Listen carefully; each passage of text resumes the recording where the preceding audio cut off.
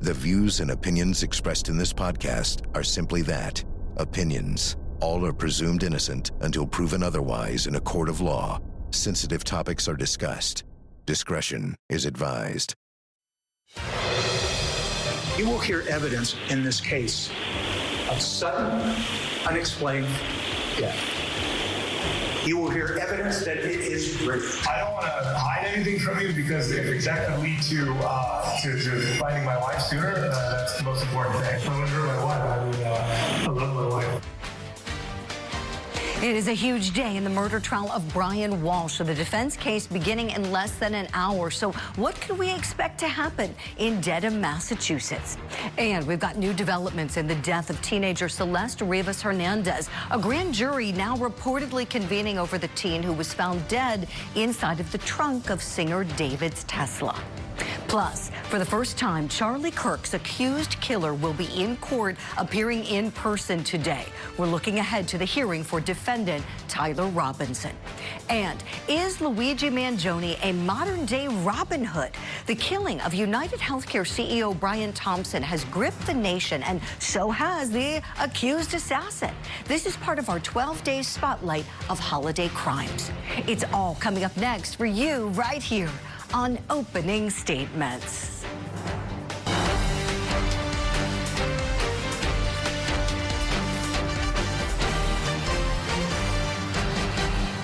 Good Thursday morning to you, and welcome to Opening Statements. I'm Julie Grant. Are you ready for some coffee and some court? It's that time of the morning where we get you all warmed up and ready to go for the big day ahead on Court TV Live. So let's start it off as we always do. Grab that cup of coffee. It's time for my opening statement. The cover-up is worse than the crime. And in the case of defendant Brian Walshe, the cover-up just may be the nail in his coffin. Why? Because think about it, my friends. If there wasn't a crime committed, there's nothing to cover up. No reasonable person would think that they need to cover up a natural death. If your spouse dies naturally, you're not responsible for their death because you didn't cause it.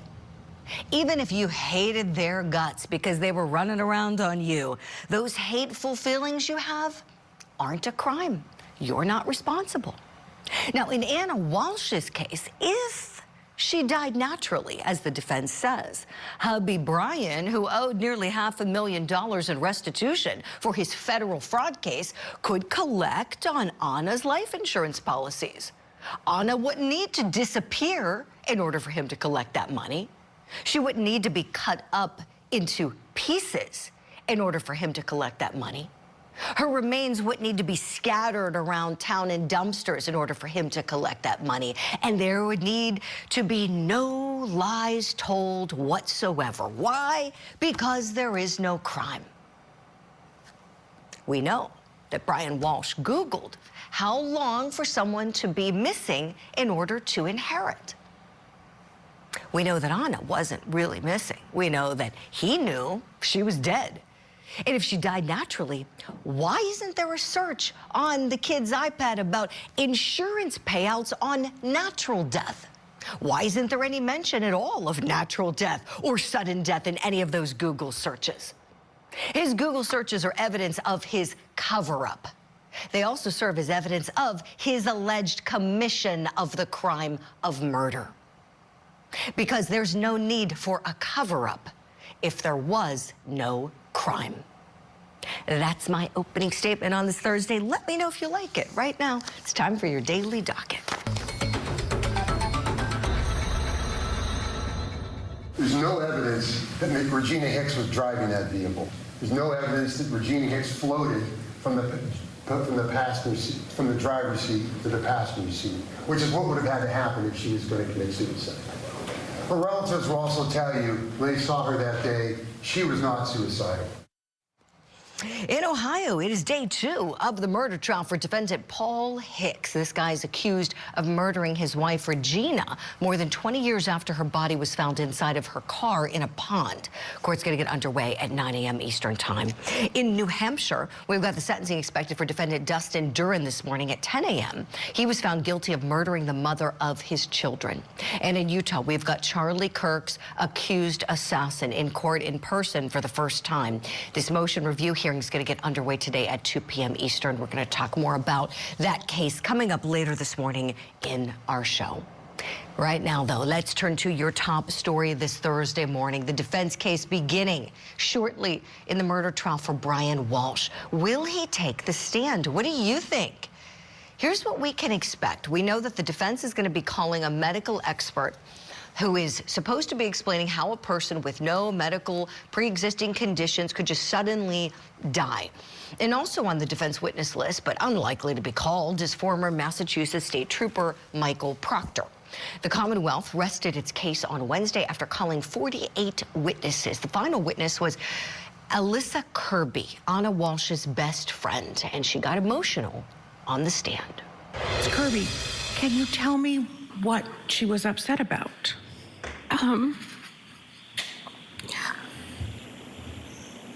She was primarily upset about her and Brian's relationship, about being so far away from the kids. She was upset having found out that the federal case was delayed, or she thought that the federal case was delayed by Brian, and that she just really wanted to be with her kids. Their marriage had been really strained for a long time, and she was... She told me how upset she was and how frustrating that was, and how she was really at a breaking point. Prosecutors claim that Brian Walshe murdered Anna after he learned about her affair. The defense claims that Anna just died suddenly in her bed, and he just panicked and disposed of her body and lied about it to police. What do you think happened to Anna Walshe? Let's talk about this case. In particular, what's going to happen today? Could we see Brian Walshe getting up on the stand today? Let's bring in our legal eagles we have with us, high-profile attorneys Michael J. Brown and John Phillips. Good morning to you, gentlemen. All right, so let's dig into this defense case. So let's start with how you fashioned it. If you're on this defense team, what kind of witnesses would you want to be presenting first, second, and last? Michael J. Brown, would you start us off with your thoughts, please? Good morning, everybody. Julie, you can't top your opening statement, so yeah, you have to. You still have it. So what we have to remember is you have to defeat that whole argument the prosecution is making. So do I think the defendant is going to take the stand? I do. I think he's going to get up there. He's going to explain why he disposed of the bodies, and he's going to intertwine that with his psychiatric background. And I think that's going to be coupled with potentially some type of psychologist or psychiatrist that's going to explain why he acted the way he did when he saw his wife in bed, he claims, dead from natural causes. That's not a psychiatric defense. Let's remember that. It's simply because he's not accepting responsibility for the murder. Rather, it's just to explain why somebody acted the way they did, which is kind of counterintuitive. You find your wife dead from natural causes. You're not going to take her and cut her up. But that's a way to explain why this particular individual with his psychiatric history and and background acted the way he did. Sure, that makes a lot of sense. Michael, so let's say that he is going to be testifying, right? John Phillips, tell me, where do you call him? Do you wait till the end? Goodness gracious, goodness gracious. Oh, man, I guess you call him last. You know, I guess you build to him.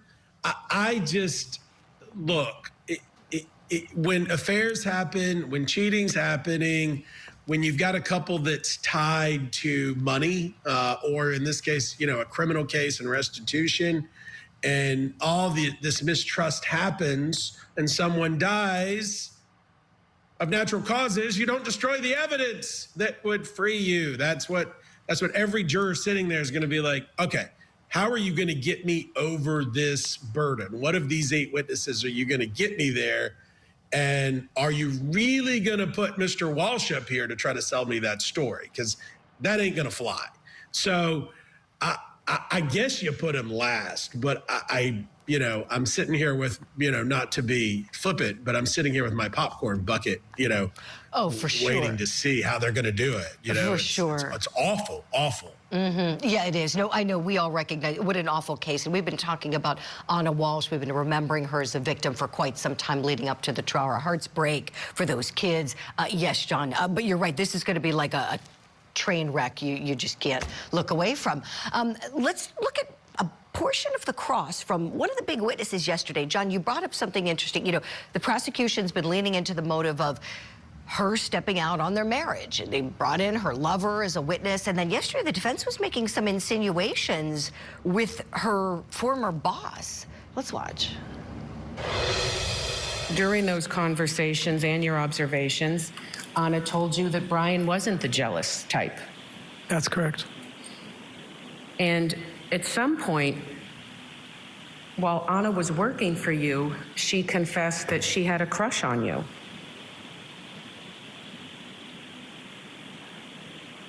She said that, yeah, maybe. I think you've already kind of said it, but Mr. Walsh was never jealous of your relationship with Anna? I don't believe so. Ooh, okay, that was a juicy moment from Wednesday. Michael, what did you think of what the defense was doing there, trying to say that she might have been, maybe, they were suggesting that maybe she had something going on with that witness, the boss? Yeah, and I think it was a good play. And what they're trying to get out is that at the end of the day, the defendant is not jealous of the fact that she may have had these crushes or even affairs with these other individuals, because that's one of the biggest motives, coupled with the financial interest of this case. And if you can defeat the motive aspect, which is, well, she was having an affair and she wanted to break up the marriage, if you can do that, then you're not giving the jury any type of motive. And why would he kill his wife? And that's going to some extent, support his position. Mm-hmm. Yeah, exactly, Michael. John Phillips, tell me, when it comes time for him to explain his behavior, how do you think his defense team should go about that in owning the bad acts that we know he committed? You're seeing a preview of this in that they're trying to show him as not malicious and not jealous and somebody who just, panicked. And multiple things can be true. You could have a promiscuous wife, again, not to insult the victim, but somebody who had an affair or was pushed to an affair, felt like they needed love in another direction, right? And a guy that's like, all right, that's fine, but you still have the betrayal. You still have the hurt feelings, and him going to the Home Depot, which you see here, and buying the pieces, that would be associated with dismembering a body. I don't think you can separate and put him in this bucket that's like, he's not malicious, he's fine, he was okay with all of this. Oh, and also here's him shopping at Home Depot, buying things to dismember somebody that you loved. Like, you can't have it both ways. Right, John. I can't imagine what's in the mind of those jurors. And there was a moment caught on camera that had many of us talking, not the jury, because they were out of the courtroom, but yesterday, it looked like he was talking to himself. There was the extended sidebar going on regarding the voir dire of that witness we just had the clip from, and here he looks like he's talking to himself, and he's got a paper there. Michael, do you think he's practicing his testimony? I don't know, Julie. There is. Let's remember, there is that psychiatric history with this defendant. I mean, I think that's pretty well established. And remember, during the course of the prosecution, there were times when they had that hearing. We called a 7:30 hearing here in New York State, but they were discussing whether he's competent to help in his defense. So there are those psychiatric issues. So, yeah, I mean, the prosecution can suggest that he's preparing, and the defense would say there is some psychiatric history here that affects his ability to think and function in society. Right. Great points, Michael and John. We'll leave it there for now. 8:45 a.m. They're supposed to be convening in the courtroom to start up the defense case. We're going to hit a break here on Opening Statements. Coming up next for you, here's what we've got. I was such an internet kid. The internet is really what I claim as my home. Like, if you ask me where I'm from, I say the internet. Because I was just online every day, doing my schoolwork, making songs, making a video, being a YouTuber, content creator, posting TikToks, posting on Instagram. Like, that's really my neighborhood was Instagram, and the society was the internet. You know what I'm saying? Singer David's manager reportedly questioned by a grand jury. So what does he know about Celeste Rivas Hernandez's death? That's coming up. Plus, a murder case that's captivating the nation's attention. United Healthcare CEO Brian Thompson is gunned down in New York City. But all the focus has been on the accused assassin, Luigi Mangione. What's the fascination all about? We'll unpack that coming up. The Court TV podcast will return. Welcome back. Singer David is trending again as an executive at his record label was reportedly questioned by a grand jury. This is according to reporting from TMZ. Robert Morgenroth, the general manager of Mogul Vision, testified on Monday, reportedly. Celeste Rivas Hernandez's decomposing body was found in a Tesla owned by David. Was she killed? That's a burning question. TMZ is reporting that Mr. Morgenroth testified that, after testifying that the LA County Deputy DA, Beth Silverman, was, quote, very pushy on why I didn't call police. Morgenroth then responded, quote, I feel like I didn't have the responsibility to do that and just wanted to continue with the tour. Okay, the time frame here is unknown. At what time Mr. Morgenroth knew what. But we do know that Singer David was touring when Celeste's body was discovered in that Tesla that was left abandoned. We know the tour was called off then. David was cooperating, now he's not cooperating, and he's believed to be a suspect. So could this be a case of co-conspirators? That's a question. You know, was this young woman killed? If she was killed, did one person do it? Did multiple people do it? Or did she accidentally die? She was a minor. So was there a cover-up because a minor accidentally died here? Did multiple people cover it up? Let's dig into this with our very seasoned investigator guest. We have with us retired NYPD Detective Tom Smith. He also is a co-host of the Gold Shields Show and retired NYPD Deputy Inspector, the author of Once a Cop, and the host of Corey's Corner, Corey Pegues. Good morning to you both. Wonderful to have you on this case. Wow. As you know, this is so puzzling because it seems to me that a couple scenarios could have happened here. Corey, let me start with the one that's been in my mind for, since this occurred. Could this have been an accidental drug overdose, then covered up because this is a minor child? I would love to know your thoughts on that, if you think that drugs could have been at play in this case in some way. Well, good morning to you and Tom. First of all, we have to leave everything on the table at this point because we don't know. Could that be part of the scenario? Yeah, obviously, everything is open at this time, and Tom is a detective who did numerous investigations. He'll tell you, we're leaving everything on the table at this time, but I'm still stuck on her being stuffed into this car for all of this time and no one knew about it. So we have to really start there. How did she get into this vehicle? If it was accidental or it was a homicide, someone has to pay. Yeah, that's a great question. How do you go about getting an answer into how did she get in there? Detective Smith, let's hearken upon your many years of investigative work. Tell us, please, where you would start if you were assigned this case now. Wow, that's a great question. And your opening statement, Julie, is it. That's why we never really heard what was going on with this case, because I don't think they know. And the more you go about it, the more evidence is going to come up with interviews, data breaches, with their phones and cell towers and all that. But where I would start was with the victim. And you start with the victim and going backwards and accounting for her whereabouts. you kind of know where the quote unquote suspect was at this time, but it's important to find out what the victim was doing, where she was, who she was with, who she was gathering with, who she was talking to on social media. All of that is going to play into maybe a timeline of when this murder or death occurred. This is fascinating, Tom, to hear you talk about this. So essentially a follow-up, do you kind of profile the victim, so to speak, like really try to learn everything you can about her? Absolutely. Every single thing, where she ate, who she hung out with, who she called, who she was texting, everything, all of that, like the inspector said, all of that plays into building a case and building kind of an MO of what happened in this, but you have to start somewhere, and it usually starts with the victim and their whereabouts and their actions. This is really helpful, Tom, thank you.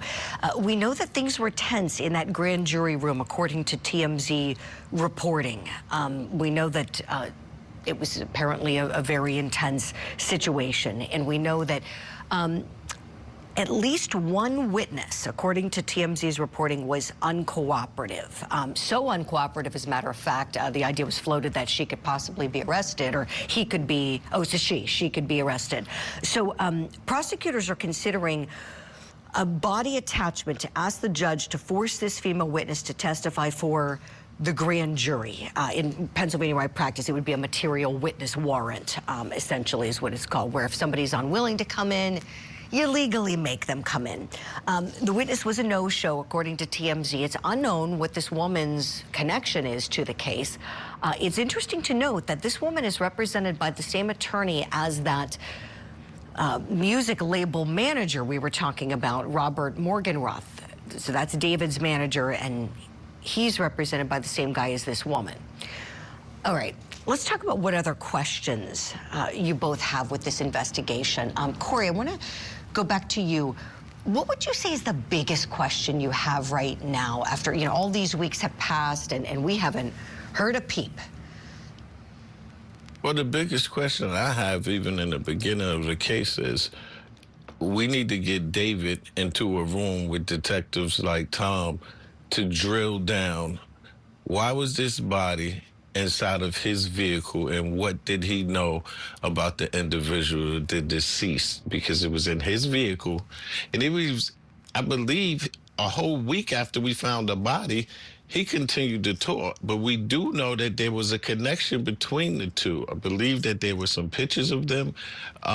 We need to really drill down David to find out exactly what he knew, what was his connection with the young lady, and why didn't he leave the tour after finding out that a dead body is in his vehicle?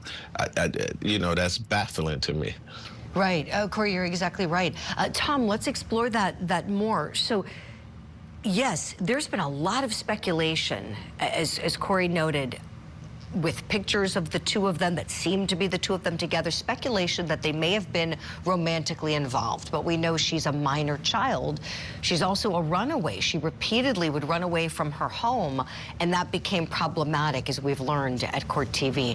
So with David, Tom, has the ship sailed now that he's not talking? You know, initially he was helpful. Would you talk to us about the delicate process of not, you know, scaring away somebody that you may like for a death investigation? Yeah, it's very, you know, it's touch and go, and it all depends on their right to have counsel. You know, that's where it all hinges. But the one thing I want to say is I don't care as a detective where he was when the body was found. I want to know where he was when she was alive. That's the main part of this. Where, you know, where he was when she was found, I don't care. And the inspector's right. The more questioning that is done on people of the know, or might be in that inner circle of where he was. Listen, every celebrity, everyone in the public eye has an inner circle of people that they trust, they depend on, and they go to when they're in trouble. That's what has to be broken. They have to get in that inner circle, maybe not the suspect, but who else is around him that may have information about this. Oh, excellent points. Boy, you guys are awesome. Thank you so much for the excellent insights and for your service. Detective Tom Smith, Deputy Inspector Corey Pegues, thank you kindly. We'll speak again soon. When we come back, we'll talk about the man accused of murdering Charlie Kirk. He's going to be in court today in person. This is not a virtual hearing. We'll tell you what we can expect in this motions hearing. Plus,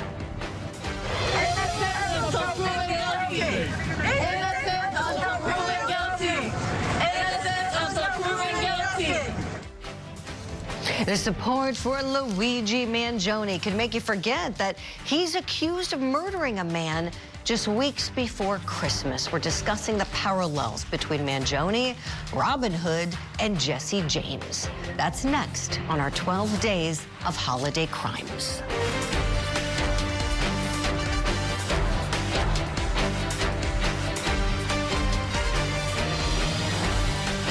Now, back to the Court TV podcast. Welcome back. It's December 4th, 2024, and the Christmas season is settling in on the Big Apple. And then tragedy strikes. United Healthcare CEO Brian Thompson is gunned down on a Manhattan sidewalk. 5 days later, police make an arrest. Members of the Altoona Police Department arrested Luigi Mangione. He is believed to be our person of interest in the brazen targeted murder of Brian Thompson, CEO of United Healthcare. It feels good to get a guy like that off the street.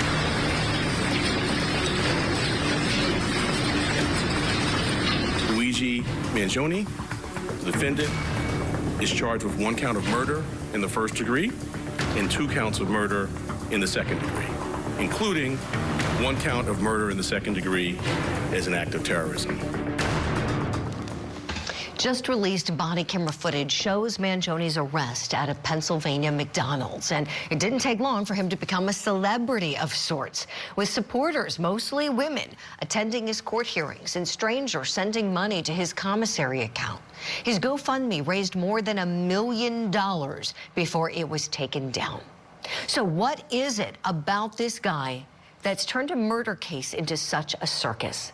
Let's talk about this with our guest. I want to welcome in John H. Richardson. He's the author of Luigi, The Making and the Meaning. John, thank you so much for joining us. Hi, Julie. Nice to meet you. Oh, great to be with you as well. And so let's start with why you wrote this book, John. Well, I'd been covering young people who were thinking about violence for a few years, and I did a piece for New York Magazine called Children of Ted, which was about people who follow Ted Kaczynski, and Luigi had left evidence that he had read. He had a book review that he put up of the Unabomber Manifesto, where he gave it 4 out of 5 stars. That intrigued me. I was wondering, why didn't he give it 5 stars? Why didn't he give it 2 stars? And did he fit into this group of young men, mostly men, who feel like, violence is the only option or an option? And I kind of feel he fits partly, but not completely. He's still kind of mysterious, what he was really thinking. Right. I understand in your book that you say that this kind of affection hasn't been seen since Jesse James or Robin Hood. Tell us why you say Robin that. Hood. What's that? I'd say Robin Hood, because Jesse James was not that great a guy. Yeah. But the idea that somebody, some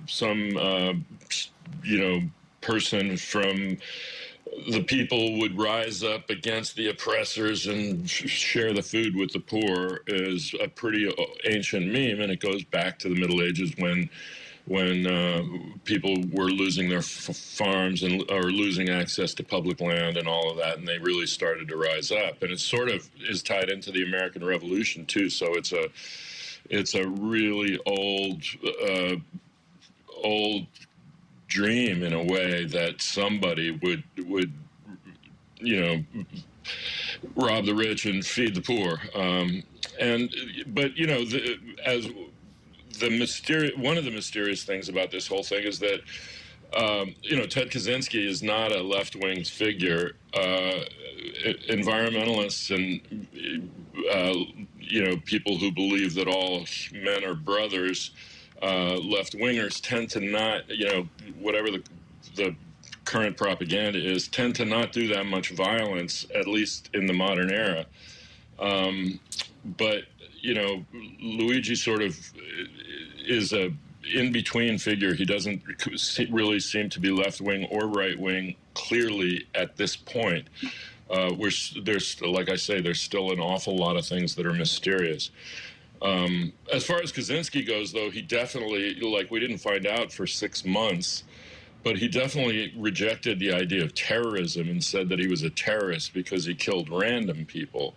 So in Luigi's mind, he seems to have worked it out so that he was doing something kind of compassionate. I was struck in the evidence that he was worried about whether the McDonald's worker had been identified. He said it would be bad for them. People would be hating on them. So even at the moment of his arrest, he was sort of thinking, is this going to be a bad thing for people? It's kind of touching and weird, really. Oh, it's very weird. It's bizarre. Speaking of weird, I have a clip for you. John, let's take a look at a little outburst from him. This is after he was arrested in Pennsylvania, going to the magistrate court. What are you going to do? And it's completely out of touch. And it's an insult to the intelligence of the American people and the lived experience. Okay, no doubt he's got tons and tons of support. Do you find it odd that Americans are showing this affection for him, even though he's accused of committing a cold-blooded murder? Well, it's different, that's for sure. I mean, usually people do not get that kind of endorsement from the public. I do think that, things that happen online and in the media and in the public sphere are kind of abstract to people. I don't think there's a whole lot of people who would stand there and if somebody had a gun and was shooting a person who did nothing to them directly in the back, would they go, yeah, that's great thing? I don't think many people would do that. The defense of him is kind of defiant. It's like, are you going to shame us? Are you really going to shame us? And I was struck by some of the younger commentators. One of them said, really, you're accusing us of endorsing violence and we're the school backpack generation? You CEOs should go get bulletproof backpacks. I mean, there's a kind of, and that to me is what that says is you guys are not taking care of business. We're being gunned down in our schools, and you're talking about something, and now you're all rised up in outrage because a CEO got killed. I mean, it's even a double, triple insult to that. Well, you didn't get that upset when some kid got shot in school. So, it's to blame it on an individual when society is so violent itself. As I've said before, somehow the permission structures for violence got opened, rather than focusing on the individual, because this is a peculiar case in a lot of ways. But there's a lot of similar cases. Some of them are shooting up synagogues. Some of them are shooting up churches, governor's offices, So it's more like the door's been opened for these people. Yeah, it's a larger problem. It raises a larger issue. We appreciate your insight on Luigi. Hopefully we will talk again. John H. Richardson, thank you so much. I want to show your book again to our audience at home. It's called Luigi, The Making and the Meaning. Coming up next here on Opening Statements. I had the opportunity to take out Charlie Kirk, and I'm going to take it. Roommate, why? Robinson, why did I do it? Roommate, yeah. Robinson, I had enough of his hatred. Some hate can't be negotiated out. Charlie Kirk's accused assassin is appearing in court today in person. And we have a live look at the courtroom in Massachusetts. We're getting ready for the defense case in the murder trial of Brian Walshe.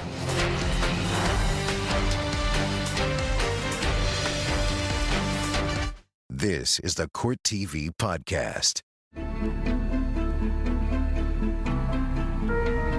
Gunshots heard near the library at UVU. They're trying to lock the library down now, still gathering.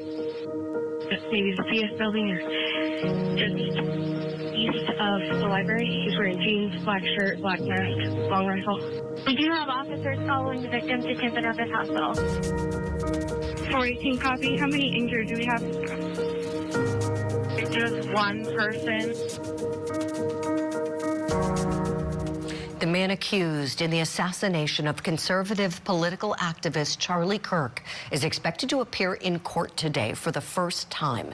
This case is in Utah, and today's hearing is going to be focused on media access, including what media outlets are able to show inside of the courtroom when the trial commences. We know that defendant Tyler Robinson will be seen in civilian clothing at today's hearing. This after a recent ruling by the court. The court finds that Mr. Robinson's right to the presumption of innocence outweighs the minimal inconvenience of permitting civilian attire, and Mr. Robinson shall be dressed as one who is presumed innocent. Accordingly, the defendant's request to appear in civilian clothing for all pretrial proceedings is granted. Defense counsel is directed to coordinate with the jail to ensure that this order is implemented, and the court further orders that if the clothing be provided 72 hours prior to any hearing. But lawyers for the 22-year-old Utah man accused of murdering Charlie Kirk are expected to be in court today pushing to limit the media access in this high-profile trial. Of course, here at Court TV, you know we're big fans of cameras in the courtroom. So let's talk about the benefits of media access in this case for the American public. Let's bring back in attorney John Phillips, no stranger to high-profile cases. You've represented a lot of famous people, John. I don't think you ever met a camera you didn't like. We love you on television, and you understand what we do, where you understand you're kind to the media, you make time for members of the media, you know, you get it.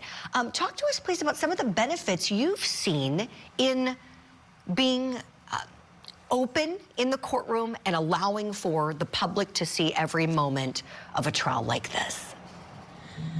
I did a press conference this week. We filed a lawsuit on behalf of teachers who spoke political speech. Yes, it was related to Charlie Kirk, and were fired. And the court of public opinion is really important in cases, but more than that, in this particular case, transparency is super duper important. Our political leaders are weighing in on one side of politics or the other. The issue of free speech is all throughout this case, and a man tragically died. We cannot be killing people over speech. Right? Remember this thing? Yes. Constitution, Look at you First with your little Amendment. pocket Constitution. Yes. I have one too, my friend. Yes. We've got to do better, you know, and this is hopefully a case with these attorneys and these parties where, you know, justice can get it right and show that it's transparent. It's not full of conspiracy theorists or people that want to scream at each other. This is about Tyler Robinson's day in court, his admissions, and whether this was, you know, as we expect, an assassination. Right, John, right. You know, we know that we've seen very high-profile trials happen in America where there's always a concern prior to trial, is the defendant going to get a trial? But yet we see them get a fair trial with lots of, you've seen it many times, and you've been a commentator many times on television when we're analyzing these cases.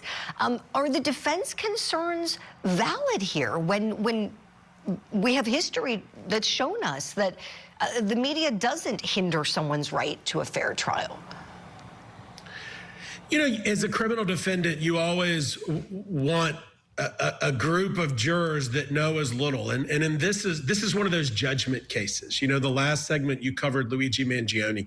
And Mangione and Robinson, you know, are in their minds, you know, figures that took the law into their own hands, right? one healthcare, one political speech that they disagreed with.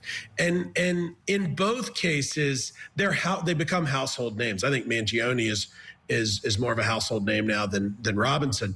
But as a defense lawyer, you certainly want to find jurors that are a blank slate. And if not, maybe some that tip towards you. And in this case, the more coverage, particularly in Utah, right, where the jurors are coming from, the more you worry, am I going to be able to find a juror? But guess what? They did in Trump's case. They did in Diddy's case. They did in, OJ's case. Like, these are bigger names in the scheme of things with bigger reported cases, and ultimately justice gets it right.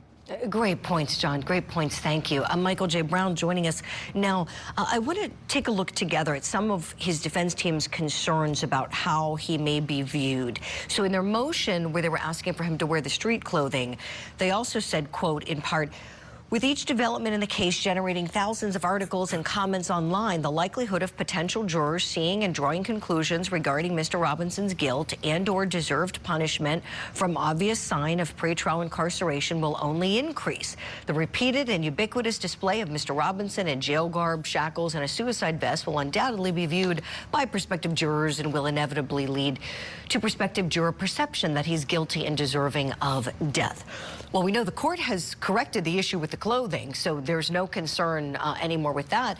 Michael, you, like John, also embrace the media. You guys are, friends of the media, and you know what it's like to have a high-profile case. You've got one right now, the Gilgo Beach homicide case representing Rex Heuermann, and you've embraced it. You've talked to the cameras about what you can say. We know there are things you just can't.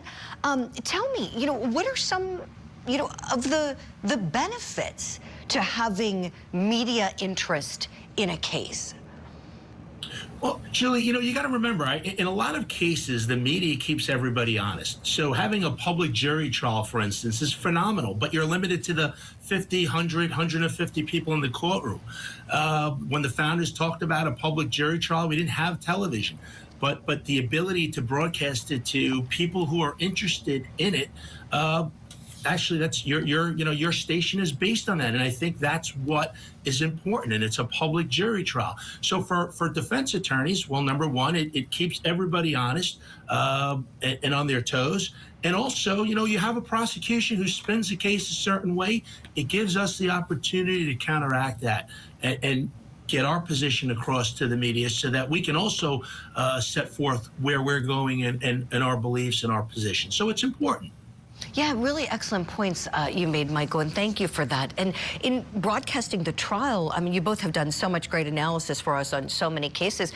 To your point, Michael, people at home get to form their own opinions, right? They don't need anyone to tell them what happened. As you said, Michael, they can watch it for themselves, and the jury will not be watching it because they're not allowed to watch it. They have to watch in person. We'll leave it there for now. Of course, we're going to be following the hearing this afternoon. We'll have coverage of it and report any decisions that are made regarding. John, I know, I can't reach it, but it's in my bag on the floor behind me. I know, I take it with me. Everybody should have a pocket constitution, Michael. John and I were talking about that earlier. We always have to take what you John, probably have. Send me a copy, please.